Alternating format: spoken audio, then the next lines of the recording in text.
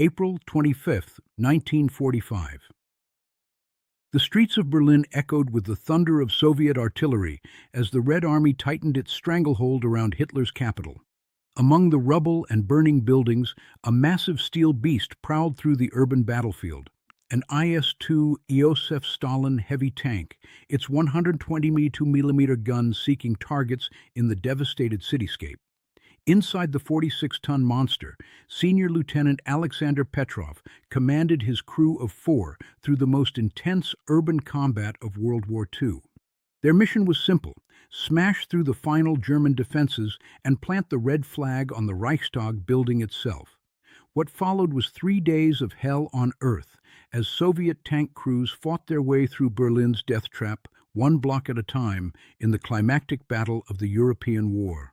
The IS-3 Iosif Stalin was the Red Army's answer to German heavy armor, a massive tank designed to break through the strongest fortifications. Weighing 46 tons and armed with a devastating 122mm D-25T gun, it could punch through the armor of any German tank at combat range. Its thick steel plates, sloped at radical angles, could shrug off hits from Tiger tanks and anti-tank guns alike. But Berlin in April 1945 was not a tank battlefield. It was an urban nightmare where every building concealed death, every street corner hid a Panzerfaust team, and every advance came at a terrible price in blood and steel. Senior Lieutenant Aleksandr Petrov had fought his way from Stalingrad to the gates of Berlin, a journey spanning half of Europe and 3 years of brutal warfare.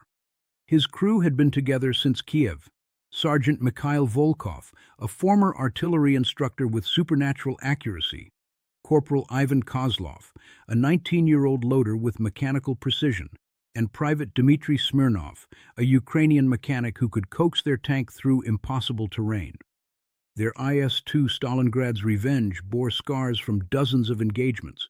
They had earned their reputation liberating Kiev, breaking through at Korsun-Cherkasy, and spearheading the Romanian surrender, but Berlin would test them like never before. Berlin was the ultimate fortress city. 3 million civilians trapped among the ruins, fanatical SS troops fighting to the death, Hitler Youth armed with anti-tank rockets, and veteran Wehrmacht soldiers who knew this was their last stand. The city's defenders had turned every building into a bunker, every intersection into a killing ground. The battle for Berlin had begun on April 16th with the massive Soviet assault on the Silo Heights, the last defensive line before the capital. Marshal Georgy Zhukov's 1st Belarusian Front and Marshal Ivan Konev's 1st Ukrainian Front had smashed through German resistance with overwhelming firepower. Over 40,000 artillery pieces and rocket launchers had pulverized the German positions in the largest bombardment in military history. By April 25th, Soviet forces had completely encircled Berlin. The city was cut off from the outside world, its garrison trapped with no possibility of escape or relief. Now came the hardest part, fighting through the urban maze to reach the city center. Petrov's IS-2 was part of the 88th Independent Guards Heavy Tank Regiment, one of the elite units chosen to spearhead the final assault. These were the tanks that would break open Berlin's defenses and clear the way for the infantry to occupy the government district. The morning of April 25th found Petrov's crew moving through the rubble-choked streets of Kreuzberg, advancing toward the city center. The tank's tracks ground over piles of debris from buildings destroyed by months of Allied bombing. Overhead, the sky was dark with smoke from thousands of fires burning throughout the city. Urban tank combat was unlike anything the crew had experienced before. In open country, an IS-2 could engage targets at ranges of over a mile, using its powerful gun to destroy enemy positions from a safe distance. But in Berlin's narrow streets, combat took place at point-blank range, where a single well-aimed Panzerfaust could kill even the heaviest tank. German defenders had learned to fight Soviet armor in the most lethal way possible. They positioned Panzerfaust teams in basement windows where they could hit tanks from below, aiming for the thinner belly armor. Machine gun nests on upper floors raked Soviet infantry, while snipers picked off tank commanders who exposed themselves in their cupolas. The Germans had also flooded the streets with obstacles designed to channel Soviet tanks into killing zones. Overturned streetcars blocked major thoroughfares. Rubble barriers forced tanks to move slowly through narrow gaps where they became easy targets. Mines were buried in the debris, waiting to blow off tracks or detonate ammunition. Petrov's first major engagement came at Wilhelmstrasse, one of Berlin's main government streets. German defenders had built a massive barricade from overturned vehicles and concrete debris, blocking the avenue completely. Behind the barricade, a concealed PaK-40 anti-tank gun waited in ambush. The IS-2's thick frontal armor saved Petrov's crew when the German gun opened fire. The 75mm armor-piercing shell struck the tank's glacis plate and bounced off harmlessly, its impact barely felt inside the fighting compartment. Volkov traversed the turret and fired back with the 122mm gun. The massive high-explosive shell demolished the entire German position. The barricade disintegrated in a cloud of concrete dust and twisted metal. The PaK-40 was blown to pieces, its crew killed instantly by the massive blast. But German resistance was far from broken. As Petrov's tank pushed through the debris, Panzerfaust teams emerged from concealed positions on both sides of the street. The first rocket struck the tank's side armor and detonated harmlessly against the thick steel plates. The second rocket missed entirely, exploding against a building wall. But the third Panzerfaust found its mark. The rocket struck the tank's left track, severing several links and immobilizing the 46-ton monster in the middle of the street. German infantry began closing in for the kill, preparing to finish off the trapped tank with grenades and magnetic charges. Driver Smirnov immediately threw the tank into reverse, trying to back away from the threat despite the damaged track. The IS-2 lurched backward, its right track grinding against the cobblestones while the damaged left track flopped uselessly. Volkov worked frantically to engage the German infantry with the tank's machine guns. The 7.62mm bullets swept the street, forcing the attackers to take cover. But more Panzerfaust teams were moving into position, and Petrov knew they had only minutes before the tank would be overwhelmed. The solution came from an unexpected source. Soviet infantry, following behind the tanks, had worked their way through the buildings on both sides of the street. Using captured German Panzerfausts and satchel charges, they blasted holes through walls and advanced from room to room, flanking the German positions. Suddenly, the German defenders found themselves under attack from behind. Soviet submachine gunners burst through doorways and windows, spraying the defenders with PPSH-41 fire. Hand grenades exploded in basements and upper floors as the infantry cleared each building methodically. The coordinated assault broke the German defense. Survivors fled deeper into the city, leaving Petrov's crew free to assess their damage and call for repairs. A field engineer team arrived within an hour, replacing the damaged track links and getting the IS-2 back into action. But this was just the beginning. For 3 more days, Petrov's crew fought their way through Berlin's maze of streets and ruins.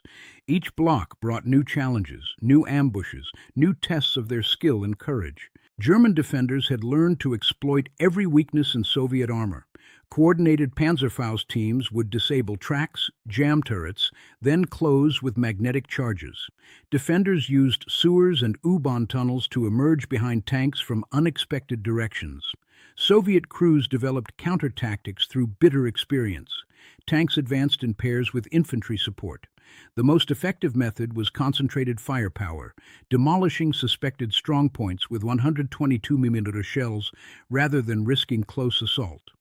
On April 28th, Petrov's tank faced the final German counterattack.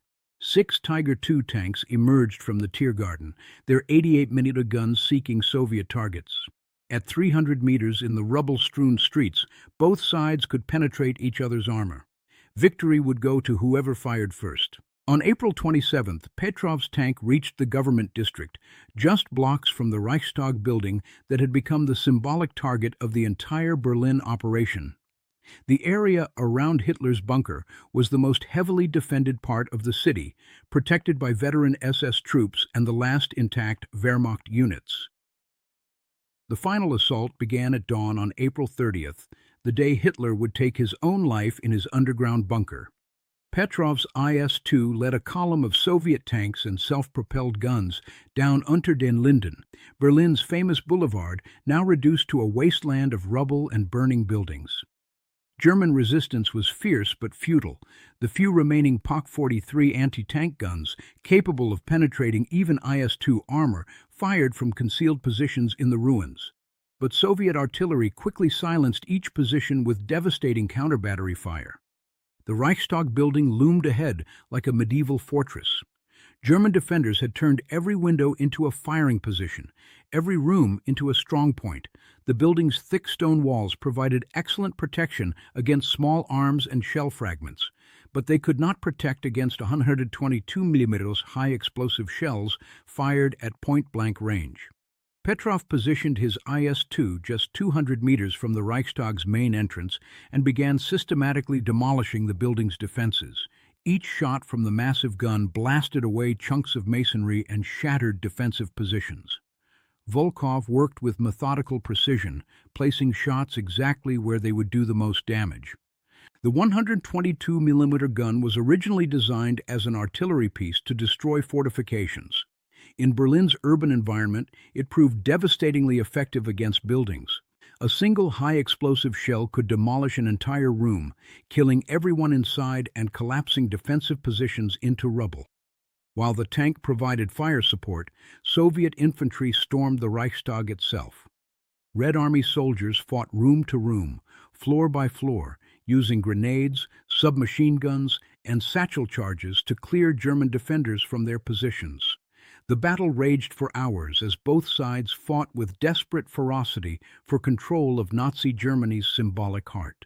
Soviet combat engineers had developed specialized tactics for urban warfare, using captured German Panzerfausts to blow holes through walls and create new routes of advance. They carried flamethrowers and demolition charges, specifically designed for clearing fortified buildings. The fighting was brutal and personal, with no quarter asked or given by either side. By evening on April 30th, the Red Victory banner flew from the Reichstag's roof, planted there by Sergeant Mikhail Yegorov and Junior Sergeant Meliton Kantaria in one of the war's most iconic moments. The photograph of Soviet soldiers raising the flag over the ruins of Berlin became a symbol of the Soviet Union's triumph over Nazi Germany. The final German resistance collapsed on May 1st. General Helmuth Weidling, commander of the Berlin garrison, formally surrendered the city to General Vasily Chuikov of the Soviet 8th Guards Army. Hitler was already dead by his own hand, and the Third Reich died with him in the ruins of his capital. For Petrov and his crew, the victory was bittersweet. They had achieved their objective, but at a terrible cost in human life and suffering. Soviet forces had lost over 350,000 casualties in the Berlin operation alone, including more than 78,000 dead. Hundreds of tanks had been destroyed in the savage fighting, their crews killed by German anti-tank weapons or buried in collapsed buildings. The crew's IS-2 Stalingrad's Revenge had survived the battle, but bore the scars of 3 days of intense urban combat. The tank's thick armor plates were pitted with dozens of hits from German anti-tank weapons. Burn marks from near-miss explosions scarred the steel surfaces. The main gun's bore was worn smooth from firing hundreds of shells at point-blank range, but the tank had brought its crew safely through the hell of Berlin, just as it had protected them through 3 years of warfare across Eastern Europe. The IS-2 had proven itself as one of the war's most effective heavy tanks, capable of destroying any German vehicle while surviving hits from the most powerful enemy weapons. The final German resistance collapsed on May 1st. General Helmuth Weidling, commander of the Berlin garrison, formally surrendered the city to the Soviet forces. Hitler was already dead by his own hand, and the Third Reich died with him in the ruins of his capital. Petrov's crew had survived 3 of the most intense days of urban combat in military history. Their IS-2 tank bore the scars of battle, dozens of hits from German anti-tank weapons that had failed to penetrate its thick armor. The tank's steel plates were scorched and pitted, its paint burned away by heat and blast, but it had brought its crew safely through the hell of Berlin. The victory came at a terrible price. Soviet forces lost over 350,000 casualties in the Berlin operation. including more than 78,000 dead. Hundreds of tanks were destroyed in the savage fighting, their crews killed by German anti-tank weapons or buried in the rubble of collapsed buildings. But the sacrifice achieved its purpose. Berlin fell, Nazi Germany surrendered unconditionally, and the European war was finally over. The IS-2 heavy tanks had played a crucial role in the victory, using their massive firepower to break through the strongest defenses and clear the way for the final assault. For Senior Lieutenant Petrov and his crew, the Battle of Berlin was the culmination of 4 years of warfare that had taken them from the gates of Moscow to the heart of the enemy capital. They had fought with courage and skill through the darkest days of the war, helping to turn the tide from desperate defense to overwhelming victory. The IS-2 Iosif Stalin had proven itself as one of the war's most effective heavy tanks, capable of destroying any German vehicle and surviving hits from the most powerful enemy weapons. But more importantly, it had given Soviet tank crews the confidence and firepower they needed to fight on equal terms with the best the Wehrmacht could offer. In the ruins of Berlin, as the guns finally fell silent after 6 years of war, Petrov's crew knew they had been part of something historic. They had helped to end the most destructive conflict in human history. They had broken through the defenses of the enemy capital and planted the flag of victory over the ruins of the Third Reich. The long road from Stalingrad to Berlin was finally over. The tanks had come home.